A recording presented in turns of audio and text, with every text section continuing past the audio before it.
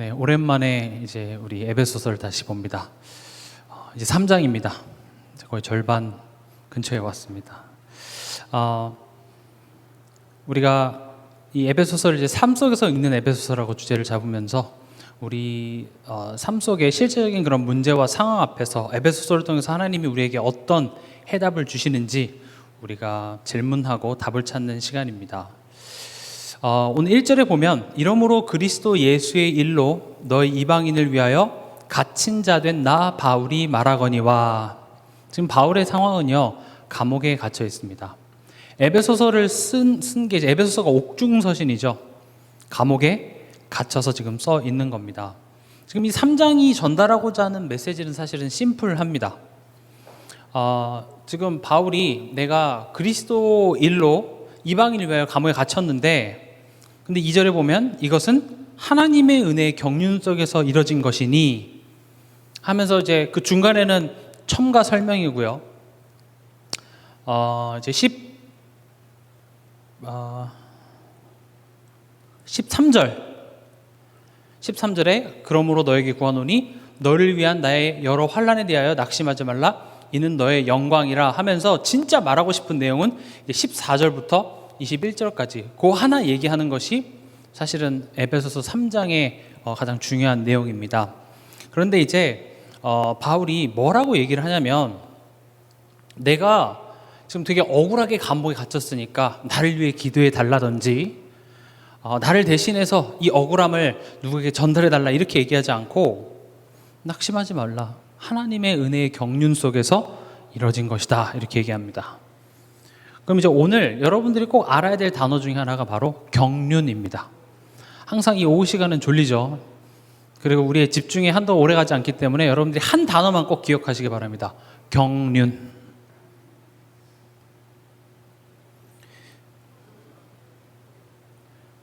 경륜하니까 우리 코로나 검사 받으러 항상 그 광명 경륜 경기장 앞에서 봤던 기억이 나는데 그 경륜이 아닙니다. 영어로는 뭐 이코노미라고 얘기도 하는데, 이 경륜이라는 것은요, 하나님께서 우리를 향한 목적을 갖고 계시다는 거며, 동시에 목적에 대한 계획을 하시고 그것을 실행하시며 그것을 성취시키실 능력을 가지고 계시다가 경륜입니다. 다시요, 경륜이라는 것은 하나님이 우리 한 사람 한 사람을 향한 목적을 가지고, 그리고 그 목적을 성취시키기 위한 계획하시고, 그리고 계획만 하고 끝나는 것이 아니라 그것을 성취하시는 그 하나님, 그걸 보고 경륜이라고 얘기합니다. 어떤 사람은 목적만 가지고 있는 사람들이 있죠. 목적만 가지고선 아무것도 되지 않습니다. 그랬으면 좋았을 텐데로 끝나겠죠. 그리고 그 목적을 그냥 그렇게 희망사항으로 갖고 있는 것이 아니라 그것을 위해서 매우 구체적으로 계획을 하시고, 또 그 계획을 하나님께서 실현해 나가시며 마침내 그것을 성취해 내시는 것을 보고 경륜이라고 합니다. 지금 바울은 하나님의 은혜의 경륜 속에서 내가 지금 갇힌 자 되었다라고 얘기를 합니다. 여러분들이 오늘 이 오후에 경륜이라는 단어가 조금 다르게 와 닿았으면 좋겠습니다. 그냥 우린 막연하게 하나님의 주권, 난 하나님의 자녀니까 그 정도 차원이 아니라 하나님의 경륜이라는 단어를 여러분들이 올바로 이해하고 그 의미를 안다면 정말 우린 항상 기뻐할 수밖에 없는 이유가 사실은 거기에 들어 있습니다. 범사에 감사할 수밖에 없는 이유가 거기에 들어 있습니다. 하나님은요, 바울을 사도행전 9장 15절 16절에 뭐라고 되어 있죠? 주께서 이르시되 가라, 이 사람은 내 이름을 이방인과 임금들과 이스라엘 자손들에게 전하기 위하여 택한 나의 그릇이라. 그가 내 이름을 위하여 얼마나 고난을 받아야 할 것을 내가 그에게 보이리라 하시니. 지금 하나님께서는요, 바울을 이방인을 위한 사도로 목적하시고, 그리고 그렇게 세우기 위해서 계획하시고 실행하셔서 마침내 바울을 사도로 세우셨습니다. 그럼 우리 이제 이런 질문을 할 수 있습니다. 아니, 하나님, 저도 그런 질문 해봤거든요. 아니, 처음부터 바울을 예수님의 제자로 불렀으면 어땠을까요? 그 얼마나 좋았겠어요. 예수님의 수제자, 그러니까 우 베드로, 좌 바울. 그래서 베드로가 쓸데없는 말하면 바울이 아유 못 배운 것 하면서 이렇게 하고, 기록도 얼마나 잘했겠어요, 그렇죠? 그럼 예수님도 좀 든든하죠. 나 대신 가라. 바울이 좀 똑똑하니까. 처음부터 그렇게 딱 바울을 불렀으면 좋겠는데, 예수님을 핍박하는 자리에 뒀다가 느닷없이 사도를 불러요. 스데반을 죽이고 여전히 살기와 위협이 등등해서 가는 그 길에 하나님께서 불렀습니다. 바울은 그걸 뭐라고 부르냐? 하나님의 경륜이래요. 우리는요, 이 경륜이라는 단어를 이해하지 못하면 내가 받은 은혜가 얼마나 큰지, 이 사랑이 얼마나 놀라운지 모르게 됩니다. 그리고 그걸 쉽게 뭐라고 얘기하냐? 내가 믿었다, 내가 깨달았다, 이렇게 해버려요. 물론 내가 믿은 게 맞죠. 내가 깨달은 게 맞죠. 그러나 그 내가 깨달았고 내가 믿었단 말이지, 하나님의 경륜 가운데서 내가 믿어졌고 하나님의 그 경륜 속에서 내가 깨달아졌다라는 사실을 알게 된다면 그 은혜와 사랑의 깊이는 훨씬 깊어지는 것입니다. 우리가 착각하기 쉬운 것이 내가 예수를 정확히 알았기 때문에 내가 하나님 자녀 됐다고 생각하지만 아닙니다. 원인이 거기에 있지 않아요. 내가 얼마나 예수 그리스도에 대한 구체적인 설명들을 내가 잘 이해하고 있기 때문에 구원받은 것이 아니라 하나님의 경륜 속에서 하나님이 나를 택하셨어요. 예수님이 나를 위해서 십자가에 죽으셨다고요. 예수님이 십자가에서 나를 위해 마귀의 일을 멸하셨고 그 보혈의 은혜가 내게 임했기 때문에, 성령으로 임했기 때문에 내가 비로소 죄인임이 깨달아지는 것이고요. 내가 그 그리스도가 어떤 분인지, 그게 얼마나 큰 사랑인지 성령께서 깨닫게 하시는 그 축복이 시작된 것입니다. 우리가 이 자리에 있는 것은 나의 선택인 것 같지만 이것은 오늘 강단에서 말씀 들으셨다시피 택함 받은 자들인 것입니다. 그러니까 내가 이걸 너무 쉽게 그냥 내가 믿었어, 내가 그때 누구 만나서 어디 훈련 가서 내가 깨달았어만 있지, 하나님의 경륜이라는 큰 그림 없이 내가 믿은 거기 때문에 이것에 대한 감사와 감격 없이 살기가 등에서 돌아다니면서 하는 거죠. 오늘 여러분 강단 말씀도 한번 생각해 보십시오. 왕이 왕자의 혼인잔치에 초대했어요. 왕의 생일도 엄청나지만 왕의 아들, 그러니까 왕자의 혼인잔치면 이건 나라에서 이거보다 더 큰 경사는 없어요. 그럼 왕의 혼인잔치에 뭐 갈비탕 몇 개 이렇게 두겠습니까? 엄청 화려하겠죠. 근데 너무 이상하게도 그 왕의 혼인잔치에 오라고 하는데 안 가요. 너무 이상하죠. 우린 가잖아요. 축의금 보낸 게 아까워서라도 가서 한 그릇이라도 먹고 오는데 안 가요. 심지어 또 보내서 거기 뭐 음식도 준비했고, 근데 어떻게 하죠? 밭으로, 어떤 사람 사업하러, 심지어 그 초대한 종을 죽이기까지 합니다. 지금 이거 다른 사람 얘기하는 게 아니라 이게 우리 이야기예요. 우리가 다 그랬어요. 이 기쁜 소식을 전하러 왔는데 우리는 그걸 알지 못해요. 지금 우리가 이 기쁜 소식이 왔을 때 내가 밭으로, 내가 사업하러 가는 이 모습이 우리 매일매일 삶 속에 매일 일어나요. 매 순간마다. 이 기쁜 복음의 말씀보다는 내 생각, 내가 자라나면서, 내가 살면서 내가 불행하다고 생각했던 그 결핍을 어떻게든 해결하기 위해서 자꾸 그 자리에 서는 모습이 이 모습이에요. 유대인들만 이러는 줄 압니까? 아니요, 우리도 이래요. 사실 오늘 강단의 가장 큰 포인트는 우리는 혼인잔치에 초대돼서 예복까지 입고 와 있는데 그게 좀 얼마나 큰 자리인지 모르고, 오늘 사실 결론이 그겁니다. 왜 왕이 혼인잔치에 초대했죠? 왜 초대했을까요? 초대한 목적이 뭐죠? 그 잔치를 즐기라고 해요. 그 잔치의 풍성함 속에 맛있게 먹고, 2그릇 먹고 3그릇 먹고 5그릇 먹고 벨트 풀고 거기서 즐기라는 거죠.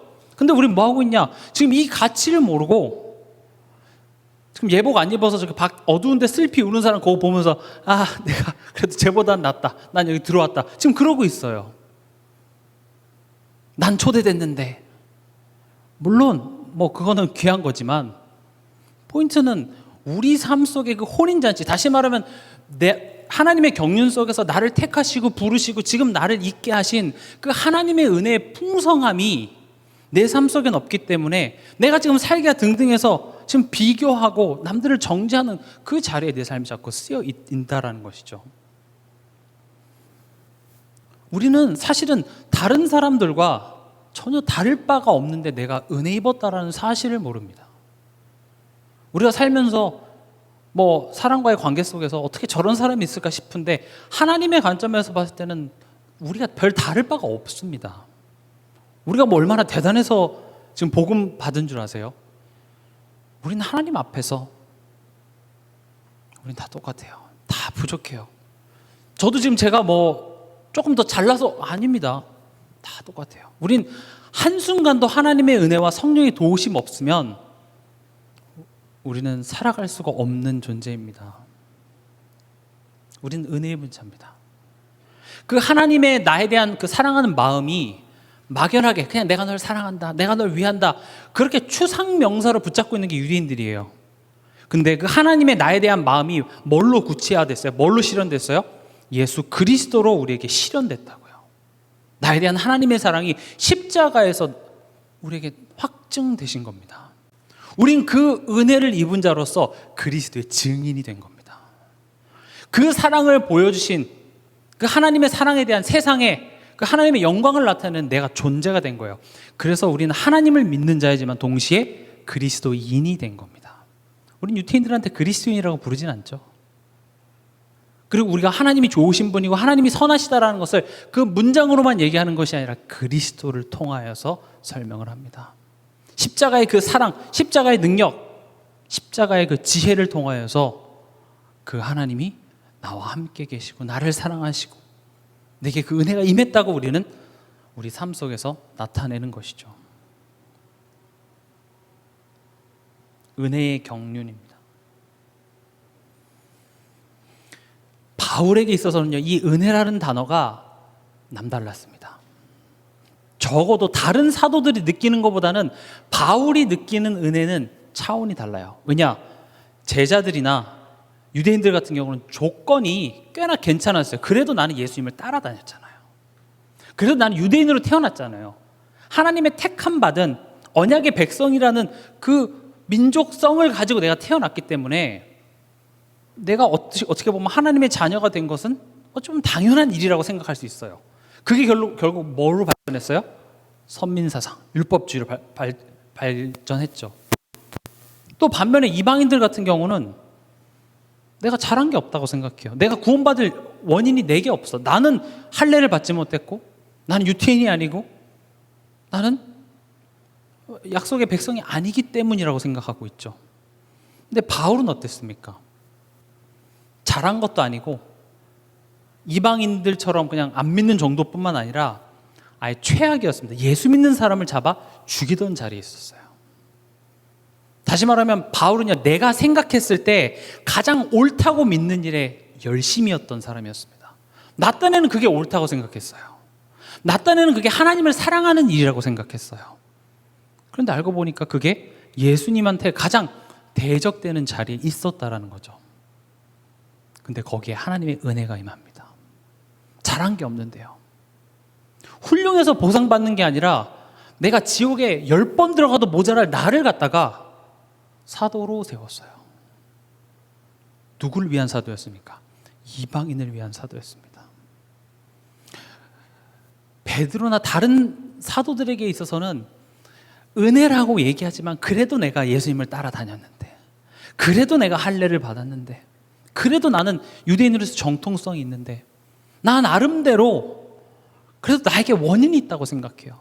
근데 바울은 생각하면 생각할수록 나는 은혜 받을 수 없는 사람이었어요. 그 그릇에 누가 담깁니까? 이방인이 담깁니다.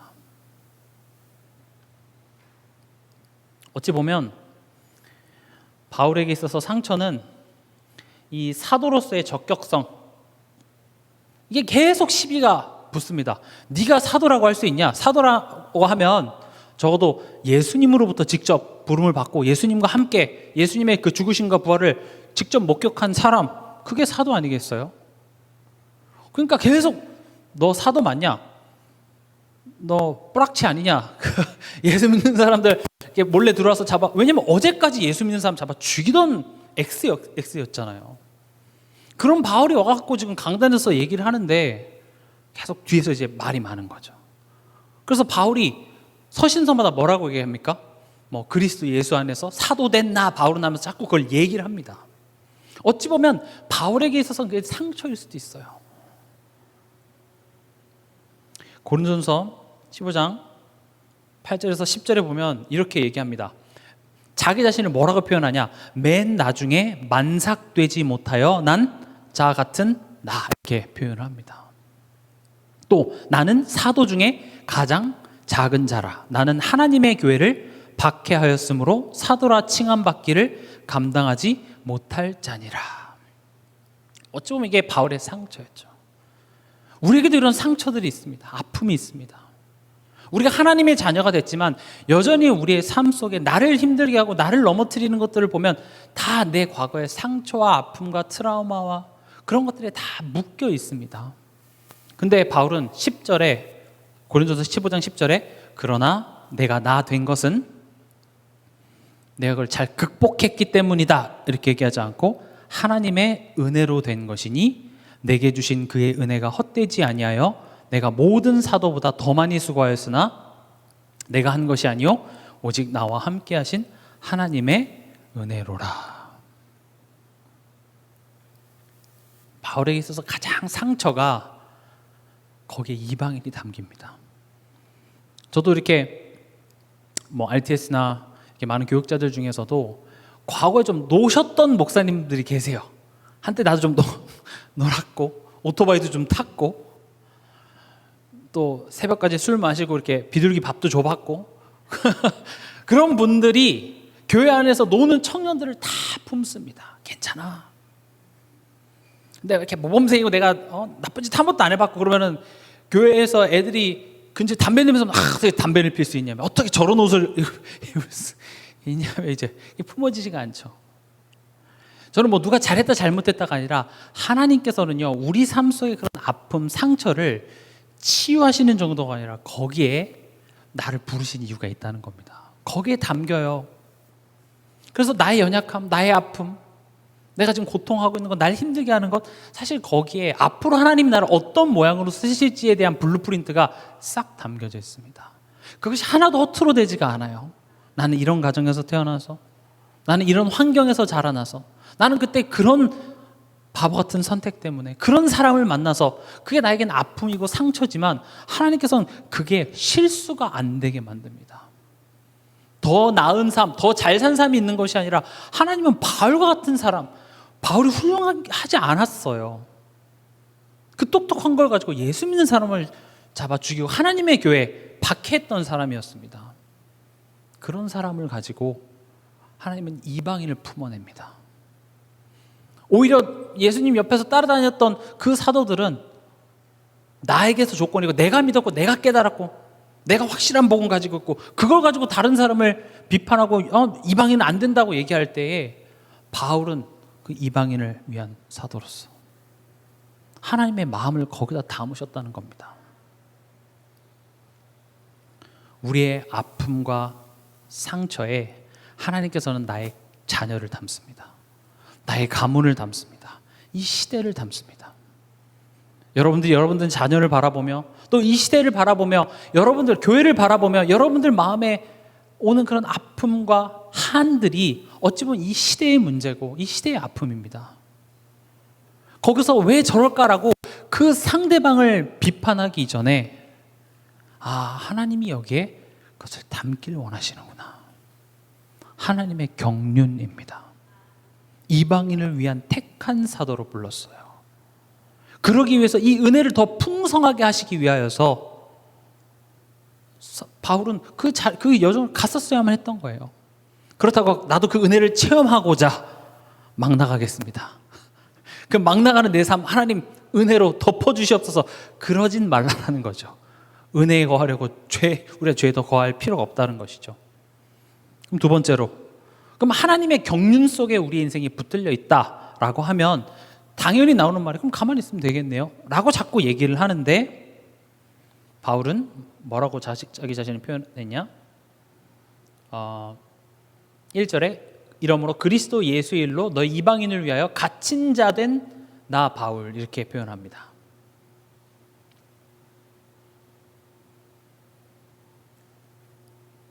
저는 이게 영어 표현이 되게 좋더라고요. 영어로는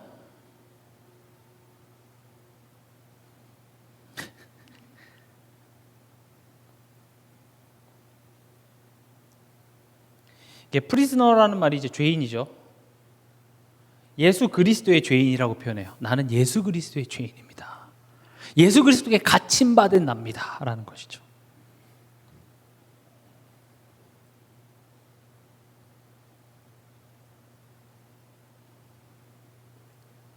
우린 그리스도께 갇힌 자입니다. 이게 무슨 말일까요? 바울이 정말 하나님이 경륜 속에 부르신 그 말대로 누구 앞에 서게 됩니까? 왕 앞에 섭니다. 지도자 앞에 서게 됩니다. 어떤 신분으로 왕 앞에 서나요? 어떤 시장이 돼서? 이스라엘의 어떤 권력자가 돼서? 아닙니다. 죄인의 신분으로 서요. 감옥에서 이상하리만큼 바울은요, 오늘 내가 감옥에 갇힌 것에 대해서 하나님 요거 풀어주시면 내가 진짜로 내가 왕 앞에서 잘하겠습니다 이렇게 얘기하지 않아요. 감옥에서 꺼내주면 더 잘할게요 이렇게 얘기하지 않고 그냥 내게 허락하신 상황 속에서 내 할 일을 하는 거예요. 또 빌립보서에 보면 바울은 감옥에 갇혔는데 거기에서 생명운동이 일어났다고 얘기를 해요. 가만히 보니까 저 사람 왜 들어왔어? 예수 믿는 것 때문에 들어왔대. 예수가 누군데? 나도 몰라. 어떻게 보면 가장 억울한 일 때문에 들어온 사람이 가장 의젓해요. 가장 모범수예요. 아첨을 떤다든지 나 너 억울해 미치겠어 난 진짜 잘못한 게 없단 말이야 그러지 않고 그냥 오늘 내 상황 속에서 내 일을 했을 뿐이에요. 뭐지? 예수가 뭐지? 궁금하기 시작했죠. 아니 저렇게 억울한 일로 들어왔는데 잘못한 게 없잖아요. 근데 어떻게 저렇게 의젓할 수 있지? 바울은요, 그리스도께 갇힌 자라는 말은요, 하나님께서 오늘 허락하신 내가 지금 나의 오늘을 잘 살아간 거예요. 그래서 성경에도 나옵니다. 누가복음 9장 23절에 보면 뭐라고 되어 있습니까? 또 무리에게 이르시되 아무든지 나를 따라오려거든 자기를 부인하고 날마다 제 십자가를 지고 나를 따를 것이니라. 중요한 내용이 나오죠. 처음에 자기 부인, 이걸 밑에다 쓸게요.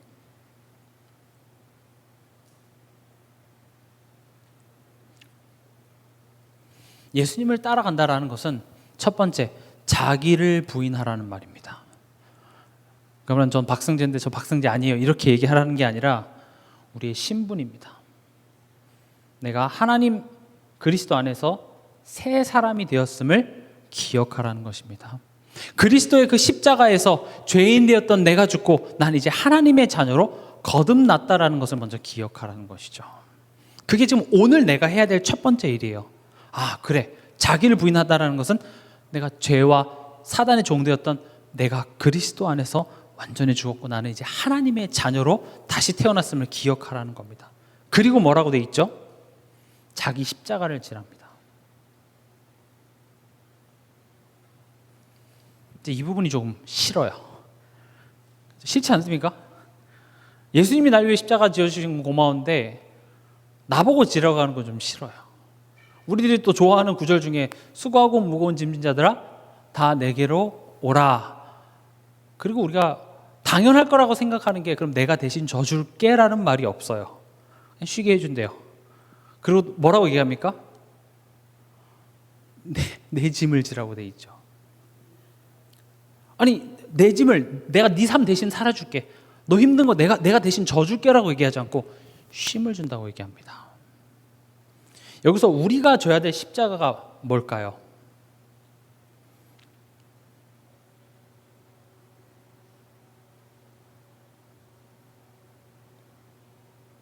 우리의 각인, 뿌리, 체질. 우리의 영혼, 우리의 궁극적인 신분은 하나님의 자녀가 됐지만 우리 안에 우리 육신까지 완전한 의인이 된 건 아닙니다. 그것은 지금 이루어져가는 과정 속에 있고 결국은 하나님께서 이루실 것입니다. 그래서 예수님이 다시 오시는 그날까지 끊임없이 내 영혼과 내 육체가 계속 부딪히는 이 영적 싸움이, 그 갈등 속에 우린 계속 살아가는 것입니다. 여기서 우리가 우리의 십자가를 져야 될 것은 결국 이 나 중심, 다시 말하면 하나님 없이 살았을 때의 어떤 나의 계획, 나의 생각, 나의 관념, 이런 것들이 하나님의 말씀과 계속 부딪히면서 그게 죽어지는 것입니다. 그걸 치유해내는 것입니다. 성경은 처음부터 내 생각과 하나님의 말씀이 부딪히는 것으로 시작이 됩니다. 하나님이 선악과를 만드시고 하나님의 말씀에 먹지 말라고 했는데 내 생각엔 보기 좋아 보이는 거죠. 내 생각엔 되게 지혜롭게 할 것 같은 거죠. 이 아담과 하와 이야기가 신화나 아담과 하와에게만 일어났던 일이 아니라 매 순간마다 우리가 마주하고 있는 현실이 바로 그겁니다. 우린 정답이 뭔지 알아요. 하나님의 말씀인 건 알지만 그 순간 앞에 내 생각에 도움이 될 것을 나는 선택을 합니다. 우린 그걸 보고 뭐라고 합니까? 죄라고 부릅니다. 그러면 당신 죄 졌어 안 졌어 그 정도 차원이 아니라 우린 매 순간마다 아담을, 모든 인간이 하나님을 떠나게 했던 치명적인 죄를 매 순간마다 짓고 있어요. 요즘 메타인지라고 하죠. 자기 객관화. 자기 객관화가 안 됐기 때문에 비판하고 정죄하는 자리에 있는 거예요.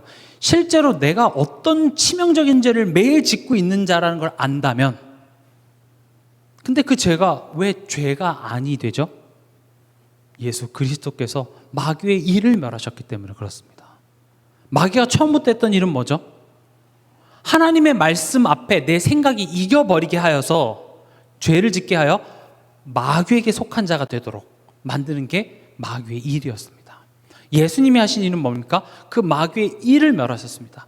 다시 말하면 우리가 혹 우리의 육신의 연약함 때문에 말씀보다는 내 생각이 앞선 선택을 할지라도 엄청나게 큰 죄나 그 죄가 우리를 마귀의 소속이 되지 않는 자리로 우리를 단번에 영원히 옮기셨다는 겁니다. 그 예수님의 사랑과 십자가의 능력으로 말미암아 우리는 우리 삶 속에 나 중심일 때가 사실 압도적으로 많지만, 그렇다고 하나님이 그것 때문에 우리를 죄인이라 부르지 않습니다. 그렇다고 해서 계속 그래도 되냐가 아니라 그렇게 근본적으로 우리의 신분을 하나님의 자녀로 만들어 놓고 이제부터 뭐가 시작됩니까? 새로운 삶이 시작되는 겁니다. 우리가 복음을 받고 예수 그리스도 안에서 내가 믿었으니까 다 끝났다라고 생각하는 식이 흔히 지금 외부에서 우리를 바라볼 때 구원파적인 믿음이라고 얘기하는 것과 같습니다. 구원파들은 뭐라고 생각하냐? 내가 예수 믿었고 복음 믿었고 다 끝. 예수님이 모든 문제 다 해결했으니까 슬픔도 아픔도 내 삶에 문제 하나도 없어 라고 해버리는 식이 구원파적 믿음이에요. 근데 우리 다락방에서 그렇게 얘기하나요? 그렇게 얘기하지 않아요. 근데 일부 그 구원의 감격이 너무 큰 나머지 그래 다 끝났다 이래 버리니까 이제 거기서 문제가 발생되는 것이죠. 그러나 성경은 오히려 그렇게 하나님의 자녀, 새로운 삶이 어떻게, 성령께서 어떻게 이끌어 가시는지에 대해서 더 구체적으로 다루고 있습니다. 그래서 우리가 올해 지금 제목이 뭐예요? 이 언약의 여정이잖아요. 그 여정을 무시하는 것이 구원파예요. 그냥 내가 예수 믿었으니까 끝, 문제 없어. 맞습니다만 하나님께서는 그 여정을 걸어나가게 하시면서 거기 안에서 우리가 성전이 되도록, 또 우리 삶 속에 이렇게 사람들과 가정 안에 묶어놓은 그 교회라는 것을 통하여서 내가 살아나고 또 동시에 상대방이 살아나는 그런 생명의 역사들을 우리의 삶의 여정 가운데서 지속적으로 이끌어가길 원합니다. 우린 그걸 보고 전도라고 얘기하고요. 그래서 왜 그런 오해를 받고 있는지 우리가 이해하고, 그리고 우리는 올바른 복음, 균형 잡힌 그 복음을 우리는 붙잡고 나가면 되는 거예요. 우리 아닌데, 그런 아닌데라는 말만 하지 말고, 아 그렇구나, 그 여정이 중요한 것이구나.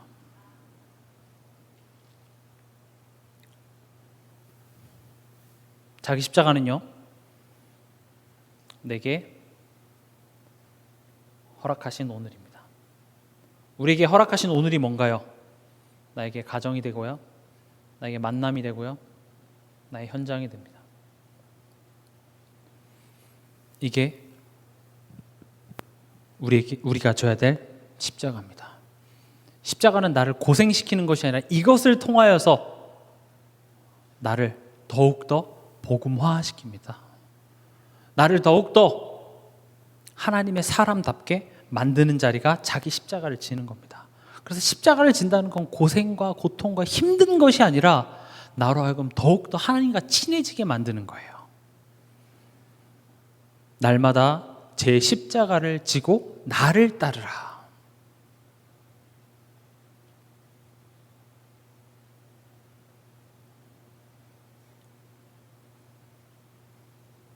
그리스도를 주인 삼은 삶을 의미합니다.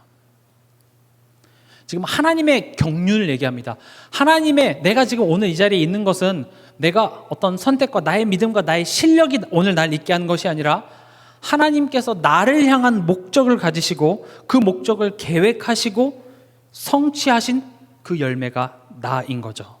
근데 그 하나님의 목적이 겨우 지금 요 정도, 오늘 죽어서 천국 가는 확신 정도 주는 차원이 아니라 내가 지금까지 살아온 여정이 이게 실수나 우연이 아니라 그걸 가지고 바울을 이방인을 살리는 택한 나의 그릇으로 사용하셨듯이 지금까지 내가 살아오면서 겪었던 나의 아픔과 상처와 여러 가지 트라우마들을 가지고 하나님께서는 거기에 내 인생에 생명을 담기 원하신다라는 거죠.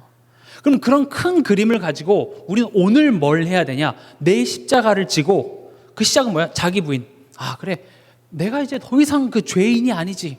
내가 불신자들처럼 내가 하나님 노릇하며 내가 주인 노릇하며 살아가는 인생이 아니라 이젠 내가 하나님 자녀로 다시 태어났지. 그리고 그 하나님께서 오늘 나에게 이 현장을 허락하신 거예요. 바울에게 감옥에 들어가라고 얘기합니다. 그때 당시에 바울이 예수의 일로, 다시 말하면 예수님 전하는 것 때문에 얼마나 많은 사람들이, 많은 위협이 있는지 모릅니다. 그래서 많은 신학자들이 바울을 감옥에 갇히게 하는 것보다 더 완벽한 방법은 없다고 얘기합니다. 바울이 자기가 돈을 벌어서 자기 발로 복음 전하러 가다가 살해당할 위협이 너무나도 많았어요. 근데 딱 감옥에 갇히니까 어때요? 양옆에 군사들이 호의를 해줘요. 거기서 먹여주고 재워주고, 물론 뭐 5성급 호텔 수준은 아니겠지만, 근데 그렇게 해서 그냥 죄인으로 어디까지 갑니까? 로마까지 가요. 우리가 봤을 때는 실수고, 우리가 봤을 때는 어떻게 복음 전했는데, 지금 에베소 교인들이 그러는 거예요. 우리가 믿고 있는, 우리가 지금 따르고 있는 그 바울 선생님이 지금 어디에 있어요? 감옥에 갔잖아요. 그럼 굉장히 좀 갈등되는 내용이거든요. 바울 선생님이 잘 돼야죠. 하나님이 나를 왕 앞에 서게 했어. 그럼 뭐 진짜로 우리 지난번에 그 WRC처럼 바누아투 대통령 앞에 막 서서 같이 사진도 찍고 바울이 이래야, 그래, 막 우리 바울 믿는 그 하나님 맞구나 이렇다 싶은데, 지금 바울 어디 있어요? 감옥에 갇혀 있어요. 그게 낙심이 되는 거예요. 그러니까 바울이 지금 편지를 써서 얘기하는 거예요. 낙심하지 마. 하나님의 경륜 속에서 내가 지금 여기 와 있는 거야. 이건 너희들에게 영광이 될 거야. 너희들도 신앙생활하면서 이런 고통당할 때 흔들리지 마. 더욱더 뿌리가 깊어지고 그리스도를 아는 것이 더 너에게 풍성하게 알게 되기를 나는 기도한다. 이게 3장의 내용이에요.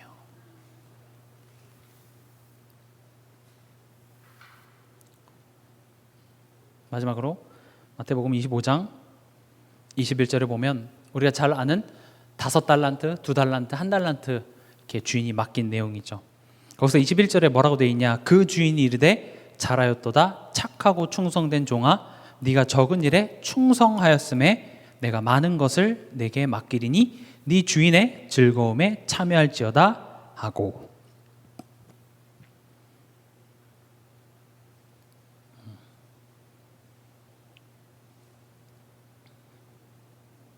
우리는 하나님, 내가 능력 주셨어. 내가 세계를 뒤집어 버리겠습니다. 내가 저 5천 종족 그냥 다 살려버리겠습니다. 라는 포부는 좁습니다만, 지금 오늘 뭐라고 얘기했냐? 내가 너에게 맡긴 적은 일에 충성한 걸 잘했다고 얘기합니다. 지금 우리에게 뭘 맡기셨죠? 내 자녀를 맡겼습니다. 우리에게 뭘 맡기셨죠? 나에게 맡은 구역, 내가 맡은 기관, 나에게 맡은 직장, 나에게 부여진 사람. 적은 일인 것 같지만 거기에 충성하라고 합니다. 작은 거 자리야 큰 거 맡긴다는 것이 아니라 그걸 통해서 하나님께서 만들어 가겠다는 거죠. 근데 우리는 그런 것들 되게 간과합니다. 그리고 큰 능력, 큰 변화, 이 교회에서는 모르겠고 그냥 저 몇천 명, 몇만 명 모인 그 무대 앞에서 이렇게 서는 그것만이 크게 쓰임 받는다고 생각하는데 절대 그렇지 않습니다. 여러분들이 무슨 어떤 조직에 무슨 회장 맡고 그래야지만 잘하는 것 같습니까? 절대 그렇지 않습니다. 물론 그것도 그거 나름대로 하나님의 쓰심이 있겠지만 지금 오늘 본문은 뭡니까? 적은 일에 충성. 하나님이 내게 맡기신 것입니다. 그걸 가지고 하나님이 나를 만드시고 또 동시에 그 안에서 내가 자라남 속에서 그 복음의 영향력을 누가 받습니까? 내 주변 사람이 받게 되는 것이죠. 말씀을 맺겠습니다. 하나님의 은혜의 경륜 안에 있는 나입니다. 앞서 제가 설명드렸다시피 왕이 왜 혼인잔치에 초대했을까요? 이번 한 주간 여러분들이 그 이유를 한번 기억해 봤으면 좋겠습니다. 사실 우리는 우리 또한도 초대했을 때 그 가치를 모르고 밭으로 직장으로 충분히 갈 수 있는 우리입니다. 불러도 오히려 그 종을 패버리는 우리입니다. 또 초대해도 왕이 준비한 그 예복을 입지 않고 들어가는 그런 연약한 우리였을 텐데 우린 지금 어디 있어요? 그 잔치에 예복을 입고 지금 그 잔치에 참여하고 있어요. 그럼 왜 거기에 불렀냐는 거죠. 거기에 부른 것도 우리 실력이 아니라 하나님의 경륜 속에서 불렀다면 왜 불렀을까요? 왜 불렀죠? 열 그릇 드시라고요. 잔치의 그 은혜의 풍성함을 누리라고요. 그래서 이번 한 주간 우리가 집중해야 될 것은 저 밖에 슬피 우는 사람 때문에 나 세 그릇밖에 못 먹었어 이런 얘기 하지 마시고요. 많이 드세요. 나는 내 자리에서 내가 할 일을 하는 겁니다. 교회 안에서 중직자가 내가 내 자리를 지키면 돼요. 나는 이 자리에서 나는 은혜 받을 거야. 우린 그런 변명들이 많거든요. 저 사람 때문에, 누구 때문에. 그 말이 타당할 수는 있으나 그건 하나님이 처리할 것입니다. 교회가 잘못 가고 있으면 하나님이 처리할 것입니다. 나는 내 일을 하면 됩니다. 또 그런 상황을 통해서 하나님께서 나로 하여금 기도하게 하시면 기도하면 됩니다. 근데 여러분들이 그것 때문에 나는 내 자리를 놓치는 것은 나도 속게 되는 겁니다. 그래서 신앙생활에 있어서는 잘했다, 잘못했다가 있을 수는 있겠으나 그것 때문에 내게 지금 맡기신 그 적은 일에 충성하지 못하는 것은 마치 한 달란트 받은 자가 그것을 땅에 묻어놓는 것과 같습니다. 우리가 후대를 살리고 이 지역을 살리고 교회를 살리는 방법은 내가 하나님께서 나에게 맡은 그 일을 나는 잘 하면 되는 것입니다. 엄마는 엄마 역할을 잘 하시기 바랍니다. 밥도 잘 챙겨주시고요. 응원도 해주시고. 그러나 진짜 엄마의 역할은 영적인 관점으로 봤을 때 그럴 수밖에 없는 내 자녀의 연약함을 기도의 배경으로 그 드러나는 증상을 갖고 너 왜 그래? 누구 닮아서 이래? 하면서 저 패지 마시고요. 내가 저 아이를 위해서 내가 영적인 배경이 되어줘야 되겠구나. 기도해줘야 되겠구나. 말씀 앞에 설 수 있도록 내가 도와줘야 되겠구나. 하나님이 내게 저 영혼을 맡기신 그 주인의 마음을 내가 알아서 내가 그 역할을 나는 하면 되는 겁니다. 거듭 말씀드리지만 신앙생활은 하나님과 나와의 1대1 관계지 누구 때문에 저 사람 때문에 그런 변명은 하나님은 별로 듣고 싶어하지 않으실 겁니다.